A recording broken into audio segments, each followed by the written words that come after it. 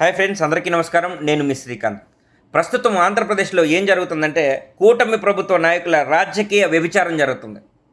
ఎందుకు నేను ఇట్లాంటి మాట మాట్లాడాల్సి వస్తుందంటే, ఈ కూటమి ప్రభుత్వ నాయకులు చేస్తే మాత్రం సంసారం, పక్క పార్టీ నాయకులు చేస్తే మాత్రం వ్యభిచారం అనే రీతిలో ఉంది వీళ్ళ తీరు. ఎందుకు నేను ఈ మాట అంటున్నానంటే, ఉదాహరణకు మీకు చెప్తా వినండి. దీంట్లో ముందుండే వ్యక్తి ఎవరంటే పవన్ కళ్యాణ్ గారు అనే వ్యక్తి ఫస్ట్ ఉంటాడు. ఆయన గురించి నేను ఎందుకు చెప్తున్నానంటే 2003 డెక్కన్ క్రానికల్ వార్తాపత్రిక ముందు ఆయన చేసినటువంటి హడావిడి అంతా ఇంత కాదు, మనందరికీ తెలుసు. మరి ఆ రోజు ఆయన ఎందుకు అక్కడ హడావిడి చేశాడు? చిరంజీవి గారి కుటుంబాన్ని ఏదో అన్నారని చెప్పి అక్కడ పోయి హడావిడి చేసినటువంటి పవన్ కళ్యాణ్ గారు ఆ రోజు చేసింది ధర్నా అయితే, నిన్న ఆంధ్రజ్యోతి ఆఫీస్ ముందు చేసింది కూడా ధర్నానే. లేదంటే పవన్ కళ్యాణ్ గారు 2003లో చేసింది దాడి అయితే, నిన్న ఆంధ్రజ్యోతి ఆఫీస్ ముందు చేసింది కూడా దాడి కింద మేము ఆలోచిస్తాం. మరి మీరు మాత్రం ఆ రోజు మీ కుటుంబాన్ని అంటే రోడ్డెక్కి వందలాది జనాభాని వేసుకుని ఆఫీస్ ముందు కూర్చున్నారే, మరి దాన్ని ఏ విధంగా చూడాలో ఆంధ్రప్రదేశ్ ప్రజలకి చెప్పాల్సినటువంటి అవసరం ఎంతైనా ఉంది. ఎందుకంటే నిన్న మీ అఫీషియల్ పేజ్లో పోస్ట్ పెట్టారు కదా, ఈ వైసీపీ పార్టీ శ్రేణులు దాడికి దిగారు, వీళ్ళు అప్రజాస్వామికం అనేటువంటి పెద్ద పెద్ద మాటలు వాడుతూ రౌడీ మూకలు అని ఏదేదో మీరు రాశారు కదా, దానికి మీరు ఈరోజు చెప్పాలా. 2003లో నేను చేసింది ధర్నా, నేను ఏ విధంగా చేశాను, వీళ్ళు ఏ విధంగా చేశారని చెప్పాలా.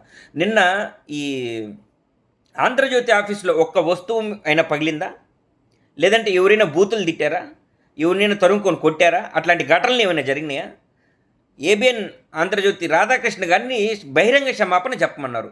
వైఎస్ఆర్సీపీ పార్టీ ప్రతి కార్యకర్తకి, ప్రతి మహిళకి, ప్రతి నాయకులకి, ప్రతి ఒక్కరికి పేరు పేరున బహిరంగ క్షమాపణ చెప్పాలి. ఎందుకంటే వాళ్ళు వాడకూడనటువంటి మాటలు వాళ్ళ ఛానల్ ద్వారా చెప్పించడం జరిగింది కాబట్టి అందరూ శాంతియుతంగా చేస్తుంటే, ప్రజలకి అబద్ధాలు చెప్పడమే లక్ష్యంగా పెట్టుకొని గతంలో 2003లో ఆయన చేస్తే మాత్రం సంసారం, పక్క పార్టీ వాళ్ళు చేస్తే వ్యభిచారం అనే రీతిలో నిన్న ఆయన పోస్ట్ పెట్టాడు కాబట్టి మేము అడుగుతున్నాం.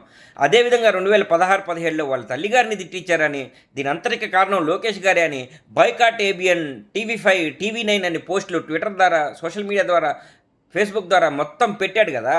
మరి ఆ రోజు ఎందుకు పెట్టావు బాయ్కాట్ ఏబిఎన్ అని?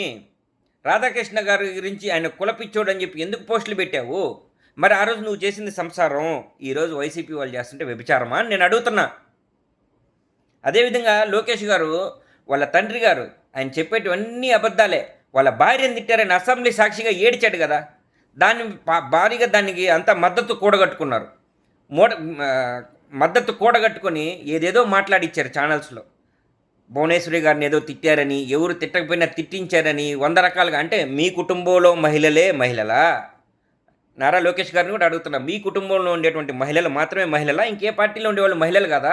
మహిళల పట్ల మీకున్నటువంటి ఈ అభిమానం ఎంత మాత్రమో నిన్న జరిగిన ఒక ఘటనతో చెప్పేయచ్చు. ఆంధ్రప్రదేశ్లో మీ ఇంట్లో కుటుంబ సభ్యులు మాత్రమే కుటుంబ సభ్యులు, మీ ఇంట్లో మహిళలు మాత్రమే మహిళలు, మీరు మాత్రమే ఉత్తమ పురుషులు, అంతే.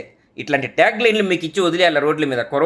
కొరవ ఎవరు ఇంకా ఏ జాతికి సంబంధించిన వాళ్ళు కాదు మీ లెక్కలో. కురవాళ్ళందరూ చేసేది వ్యభిచారం కిందే ఉంటుంది మీ లెక్కలో. కాబట్టి దీని మీద ఆయన కూడా సమాధానం చెప్పాలా. గతంలో వాళ్ళ తల్లిగారిని అన్నారని ఎంతెంతో మాట్లాడి ఆ రోజే కదా బీజం వేసుకుని కూర్చున్నాడు రెడ్ బుక్ రాజ్యాంగ సృష్టికర్త లోకేష్ గారు. మరి ఆడవాళ్ళకి అన్యాయం జరిగిపోతే నేను అసలు ఊరుకోనని చెప్పాడు కదా చంద్రబాబు నాయుడు గారు. మరి ఎటుపోయింది?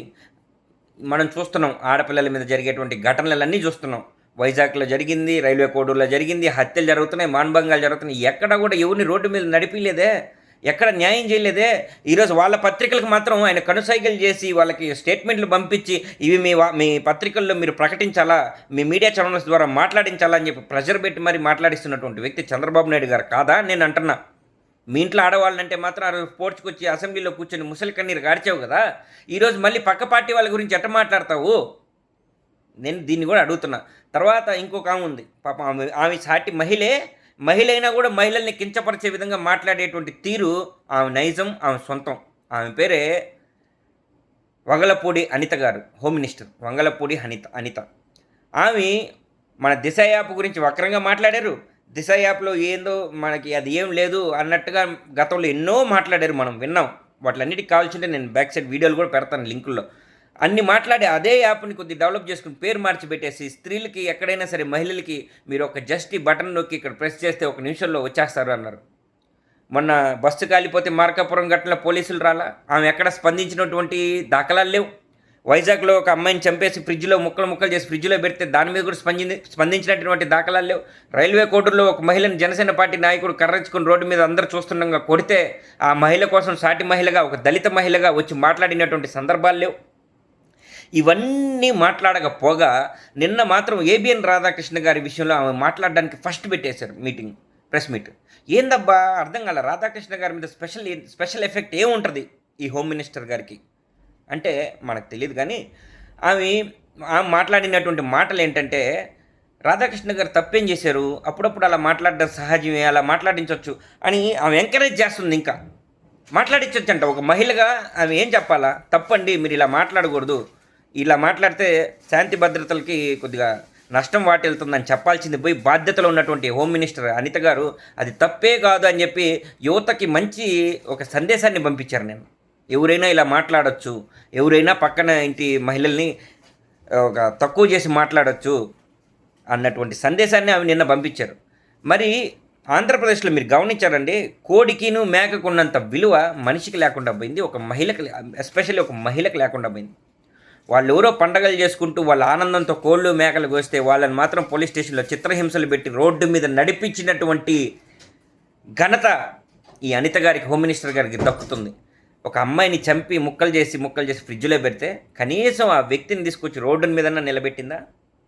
రైల్వే కోడూరు ఘటనలో ఒక అమ్మాయి ఇన్ని రోజుల నుంచి పోరాటం చేస్తుంది, ఆ మహిళకి న్యాయం ఏమైనా చేసిందా? కనీసం ఒక దళిత మహిళగా పోయి మాట్లాడిందా? ఎక్కడా లేవు, అటువంటి దాఖలాలు లేవు. వాళ్ళు చేసేటివన్నీ సంసారాలు, పక్కనోళ్ళు చేస్తే వ్యభిచారాలు. అందుకంటున్నాను నేను, ఆంధ్రప్రదేశ్లో ఏం జరుగుతుందంటే ఈ కూటమి ప్రభుత్వ నాయకుల రాజకీయ వ్యభిచారం జరుగుతుందన్న మాట నేను ఉపయోగించాల్సి వచ్చింది. ఒకసారి అర్థం చేసుకోండి. ఓకే గాయస్, నేను నెక్స్ట్ వీడియో నా ఈవీఎం సంబంధించిన సబ్జెక్ట్తో వీడియో మీ ముందుకు తీసుకొస్తాను. అంతవరకు సెలవు. జై జగన్, జై వైఎస్ఆర్సీపీ. Thank you guys.